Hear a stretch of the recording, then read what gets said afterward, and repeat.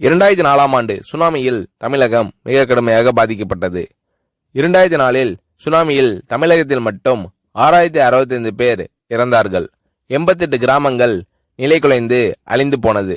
இந்த சூழ்நிலையில் அம்மா அவர்கள் எடுத்த நடவடிக்கையால் 10 கிராமங்களுக்கு ஒரு அமைச்சர், ஒரு IAS அதிகாரி, ஒரு PRO என்ற ஒரு குழுவை அமைத்து உலக வரலாற்றிலேயே இது போன்ற மீட்பு நடவடிக்கை இருந்திருக்காது என்ற அளவில் 3 நாளில் பாதிக்கப்பட்ட கிராமங்களுக்கு மின்சாரம் வழங்கப்பட்டது. குடிநீர் வசதி செய்து தரப்பட்டது.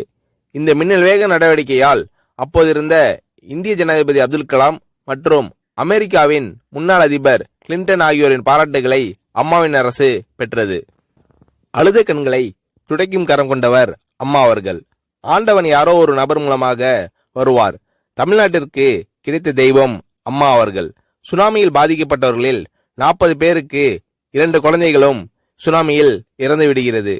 அந்த 40 பேரும் ஏற்கனவே கருத்தடை ஆபரேஷன் செய்திருக்கிறார்கள். பெற்றோர்கள் மட்டும் உயிர் பிழைத்திருக்கிறார்கள்.